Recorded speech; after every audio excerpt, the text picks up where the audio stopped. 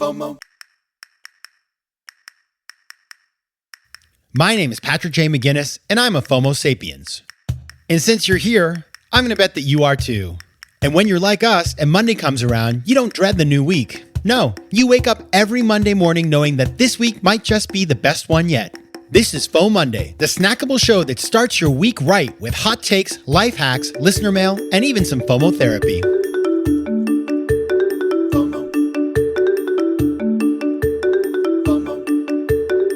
Hey everybody, welcome to FOMOndays, the snackable companion to FOMO Sapiens, which will of course be back on Thursday with a full episode. But until then, happy FOMOnday, best day of the week. I'm your host, Patrick J. McGinnis, venture capitalist by day, author and podcaster by night, and of course, FOMO Sapiens 24/7. Now on Thursday, we're going to be talking to John Clifton, CEO of Gallup, about their work uncovering why people are so unhappy in their work, which is a topic that, they've been tracking happiness at work for a very long time. And so we're going to look at the results and what has changed and what we can do to find meaning in our work. So that's a super important topic, one that I certainly have struggled with over the years. So I'm just going to admit that. It's crazy. Like 70% of people feel disengaged in their work. So that means basically 7 out of 10 of you listening right now, I hate to say it, probably not that high in this group because we're a group of entrepreneurs and builders, but still, it's just tough. And so we're going to talk about that and how to overcome it. But I don't want to talk about that today. I want to talk about something just that makes me happy, and that is words. So if you follow me on Instagram, at Patrick J. McGinnis, I can't help it, I get a plug, you might have seen I was recently in Washington, D.C., and I went down there with one of my best friends from college to visit because we went to college there, as you may know, now you know, at Georgetown. And so it's kind of like a college reunion, guys trip. And because we both love museums, that's kind of a Georgetown thing, we visited a ton of museums. Very interesting stuff to see. The Holocaust Museum, which I had been to years ago, but is really extraordinarily well done. The African American History Museum, which is newer and also really stunning. We went to this new museum that was very interesting, the Victims of Communism Museum, brand new and definitely thought-provoking. And then we signed up for this museum called Planet Word Museum. And I didn't know much about it. I had heard about it a little bit because over the summer I had met the founder, Ann Friedman, but we signed up to go to this museum and we went there. We had actually a very nice lunch before. It's in the basement. It's this place called Immigrant Food. So I had delicious Persian peas. It was wonderful. But then we went to the museum and Ann was kind enough to give us a tour. And this museum, I'm telling you something, it's a blockbuster. Totally amazing place. And the story of the museum is really beautiful because Ann Friedman, who is the, I'd say founder of the museum, if we think about it in those sort of entrepreneurial terms. And by the way, this is a very entrepreneurial museum. She had just retired from teaching first grade and she was reading about the Museum of Mathematics in New York. And she thought how cool it was that they were using hands-on activities to make math fun. And so she thought, well, if there's a museum for math, we got to have a museum for words. And so that was the impetus for this project that has turned into this incredible museum. And it's beautiful because it's actually housed within a school. It's this place called the Franklin School, which is in Washington, D.C., of course. It was originally opened in 1869, and they completely rehabilitated the place, but they did so in a way that preserved the history because it's a very historic museum. It's big, 5 stories. It's right on Franklin Square, which is at 13th and K Streets in Northwest Washington, D.C., so you can walk there from the White House. And it's just a beautiful place, so thoughtfully laid out. And the way that the museum is done, it's like a trip into the future because, it's the present, of course, but the technology that is utilized, but it's utilized in a way that is so engaging. There's all these interactive features. It's the kind of place where whether you're 8 years old or 80 years old, you're going to have fun and learn things. I learned about the origin of our words, how they come from onomatopoeia or from Germanic languages or from immigrant communities that moved to the US. And so it's It's a beautiful place. And what I loved about it is there's this room that is very special. It's the library. And they have this tech where they have a bunch of books that are out, and you open a book and you place it on a table, and then this like film projects onto the pages of the book and explains what the book is about with some commentary. And they had this copy of The Phantom Tollbooth, which is a book that I read as a kid, very special book. And I was just enjoying looking at this beautiful display about it. And Anne said to me, have you read this book? I said, yes. And she said, of course, all word lovers read this book and love this book. And so I was like, yes, I'm a word lover. I'm a word lover. And words are important because in the US, 32 million adults cannot read. 34% of fourth graders cannot read at a basic level, according to tests in 2019. So these things are important. And so I want you to just go, first of all, when you're in DC, go check it out, Planet Word Museum. Go to their website, planetwordmuseum.org, and just check out what they do, because there's a lot happening there. And it's just, I don't know, I just think it's cool to see innovation in the museum space, because a lot of the museums in Washington, while they're wonderful, and in other places too, it's like text. There's a lot of reading, right? And it's a little bit like cognitive overload. You get to the third room and you're like, wow, I don't know how much more of this I can do, and there's 43 more rooms. But here, you're learning in a much more interactive way. And I think for kids especially, it's just kind of a no-brainer. So that's my pitch for Planet Word. But I do want to talk about how we can use words more powerfully, how we can get more out of words. And so that's what we're going to talk about today, starting right after the break. FOMO. All right, so we're talking about words. Oh, such a favorite topic. Obviously, you guys know I wrote a book. I wrote 2 books, actually. I forgot that. So many words. Like each book is 60,000 words. So that's 120,000 words that I wrote down on paper, and I enjoyed all of them, even the ones that I had to erase and rewrite, because one thing you learn when you write a book is you write a page and you think, oh, this is brilliant. And then the next morning, you open up your computer and you read it and you realize it's garbage and you have to throw it away. It's part of the process. But I even love the words I threw away. Now, I just want to talk first about why words are so powerful, because it is important just to frame it up. And here's the thing. Number one, words have tremendous impact on how we feel, think, behave. They inspire us to achieve great things, like anybody who's watched great speeches, or they can hold us back. If you have a negative person around you that's just telling you that you're no good or that you shouldn't do these things, or to be fearful of things that you should try to do, those words, it's weird. They like ring in your head, right? 2 months later, you're still remembering what that person said. Like when I was a kid, people picked on me. They called me, believe it or not, Fat Pat. Okay. That was not very nice. It really messed with me. Seriously. I've had to do so much work to undo that. Don't forget the power of the words that you use with other people, with yourself, how you talk to yourself. They're powerful. Number 2, words can be very healing and comforting. And think about when you've gone through a tough time in your life. It's like we seek out people when we're going through tough times that can offer us support. And sometimes, by the way, that support comes from places we least expect. But again, those words stick with us. And so remember to offer people that kind of support. The words can be so powerful. You don't have to necessarily make some grand gesture. Little things count.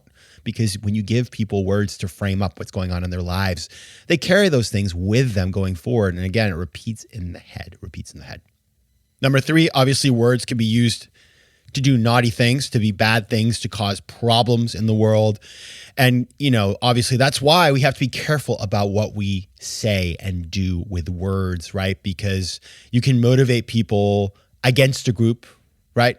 Obviously, one thing about having visited the Holocaust Museum recently, you watch the behaviors of the Nazi Party and how they used words to demonize segments of society, Jewish people, Roma people, and other people in society, and turn people against them. It's incredible the power they can have, not just in the way that the words are written or said, but also in just how they're delivered, the facial expressions, the physical expressions. And so there is an incredible amount of power in how these things are put out into the world. And finally, I think this is the one that for me, I've learned the most as somebody who does a podcast and writes and stuff like that, is you kind of frame up how other people see the things that you're experiencing. So if I write about something and I'm just trashing it versus, looking at it objectively, it's going to have a different impact on the reader or the person who's listening to me speak, right? So we have to be careful about how we use words because we never know quite how they will be perceived. And so that's also super important. Now, what I want to do now after the break is give you my 7 tips on how to use words more effectively, how to get the more out of those words. So we will talk about that just after this break. FOMO. FOMO. All right, so we're talking about words, part 3 here. Okay, let's talk about my personal viewpoint on how to use words more effectively. As a writer, as a speaker, as a human being, as a citizen. Number 1, be yourself. This is really hard to learn, by the way. I remember when I started writing, and I've always loved to write. I'm a word lover, you might have heard. So when I started writing, I was trying to be Thomas Jefferson, or Abe Lincoln or something like that. I was trying to use all the big words and stuff like that. Just be yourself. I think one of the things that I've learned to do well and I'm proud of as a writer is when you read my books, it's like you basically hung out with me for a couple of hours or 6 hours or whatever, how long it takes one to read a book. And so putting yourself on the page in an authentic way. Now, obviously, if you're writing a treatise on the history of Shakespearean plays, you may not want to be conversational, right? That's a different kind of demand. But if you are sort of in your day-to-day life, writing in emails, in conversational tones, if you are speaking to people, just be yourself. And I think when we are ourselves, we are most powerful because nobody can be you as well as you, right? It's really hard to be as effective being somebody else as it is to be yourself. And so once you realize that, and once you you get comfortable putting yourself out there in a very authentic way, and I hate the word authentic, as you guys know, but kind of here it fits, you just kind of unlock something that is very powerful and that I think makes people listen and pay attention. So that's number 1. Number 2, that said, try to be clear and concise. So I don't write huge long sentences. I try to think about what it sounds like when it's written and read out loud afterwards. And I do that a lot. When I wrote my books, I would write a page and I would read it out loud. And I would find that, if you have 15 different clauses in there, you get lost. And people appreciate clarity, right? And so thinking about how to do that, using words that you understand the meaning of, it's fine to use big words or creative words. I love to mix it up. I don't like to repeat the same word over and over. I look for synonyms, of course. But just feeling the need to throw out big words to sound intelligent, it doesn't really serve you or the reader, so don't do that. Number 3, this is a perfect lead-in. Think about the reader. And this is really in the context I think about as a writer of books. In particular, I learned this from my editors. They told me this, and it was really good advice. The reader is the star of the show. You are not the star. The author is not the star. If it does not serve the reader, what you put in your book, if those things are not of service to that reader, then do not include them. And you know what happens when you get your book deal? You're sort of like, oh, I have this story from when I was in 7th grade and this thing happened. It's so hilarious. I'm going to find a way to work it in. And so you do verbal gymnastics. You do, a bunch of yoga to try to figure out how to work that into the book. And you know what? It's not very good. And then your editor says, why is this story here? And you say, well, because I really love this story. And they say, does it serve your reader? And you say, no, and you cut it. And it's really painful, by the way. You know what? Take that story and write a blog post. Okay, that won't hurt anybody. But do not put it in things that you are writing for an audience. Just don't do it. It's very unproductive and it's a little selfish. So what's good is once you get over that fear of cutting those things, then you're free, because you're like, I don't have to put this story in. I've accepted that it just doesn't go there. Number 4, facts matter. You got to do the research. Don't just ask ChatGPT. Love you, ChatGPT, but half the time you're wrong. I mean, maybe more. You have to do the research. Find the sources. You have to have footnotes if appropriate. Be careful. especially if you're writing something that's going to be out there in the world in a newspaper, a blog post. It is very dangerous because misinformation is so harmful and there's so much of it out there. So just be better. Number 5, this is really good. Find writers you love and read all their stuff. So I'll tell you, I have writers I truly love. I love Harper Lee. I do. I love Truman Capote. I love Jay McInerney. In fact, Jay McInerney, one time I was at an event here in New York and he was in the room. He was speaking at the New York Public Library and I was probably like 25, 24. And I brought his book, Bacchus and Me, which I actually have not read. But I brought that book and I had him sign it. And I was so nervous. I mean, he must have thought I was such a strange person because I just was like shaking like a leaf because I love his book so much. Sorry, Jay. That was awkward. And then I saw him later at another event many years later and I was too shy to say hi. So Jay, if you're listening, I'm your number one fan.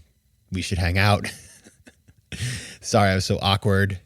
I wouldn't do that again. Whit Stillman is another person. I've met him and I did go full fan mode on him. He wrote a book based on his movie Metropolitan and poor Whit probably thinks I'm, chasing him around corners in New York because I'm such a fan. I love Claudia Piñeiro, who is from Argentina. I read her in Spanish. She's amazing. I had the chance to meet her and I follow her on Twitter, so I send her pictures of her books. Maybe I'm just a little bit of an author stalker because I'm such a word lover. I'm realizing this as I say this, which brings me to number 6. Put your writing out there. You never know what will happen with your writing. You never, ever know. Get feedback. Be unafraid. It's okay. You can only learn from the experience. I know it can be stressful, but put it out there. Have a blog. Write for your paper. Write a letter to the editor if you have an opinion. Go ahead and do it. I did that with FOMO and look what happened. It was insane. So put your writing out there. It is so rewarding once you get comfortable with your writing and you have opinions on things and you put them out there. It just feels great to be able to be part of the conversation. And finally, last but not least, use tech to help you. I love Grammarly. Love me some Grammarly. I just subscribed finally. I used to just like copy and paste everything into their browser. And then one day I was like, no. I use Grammarly mostly for spell check. It's just like a better spell check. I mean, I love you, Microsoft Word, but no, your spell check is horrible. You should buy Grammarly and integrate it for free into your suite. So I went on to pay for it. Microsoft, that's a note to you. But it is a really great tool. Saves time. And there are some good grammar tips as well, although, it's a computer, so it's not perfect. It lacks a little soul sometimes. But it is very, very powerful. So use tech. It's okay. It's totally allowed. All right, those are my 7. Be yourself. Be clear and concise. Number 3, think about your reader. Readers are star of your show. Number 4, facts matter. 5, find the writers you love and even befriend them. 6, put your stuff out there into the world. And 7, leverage technology. All right, everybody, those are my thoughts. I'm sure you have your own. You can reach out to me on Twitter at PJ McGinnis, on Instagram at Patrick J. McGinnis, and of course on email at letsconnect@patrickmcginnis.com. Have a wonderful week full of words. Pay attention to words this week. Just give it a little extra mind, time, attention. And I will see you back on Thursday with another episode of FOMO Sapiens. So until then, take care of yourselves, FOMO Sapiens. FOMO. If you like today's show, please be sure to rate it and recommend it to your friends. And as always, you can find me on Instagram at Patrick J. McGinnis, on Twitter at PJ McGinnis, and on the web at FOMOSapiens.com or PatrickMcGinnis.com, where you can get all kinds of free resources to live a more decisive and entrepreneurial life. FOMO. Want more FOMO Sapiens and FOMOnday? Head over to FOMOSapiens.com where you can listen to past episodes, learn more about the show, and find out how to advertise. You can also connect with me on Instagram at Patrick J. McGinnis and on Twitter at PJ McGinnis.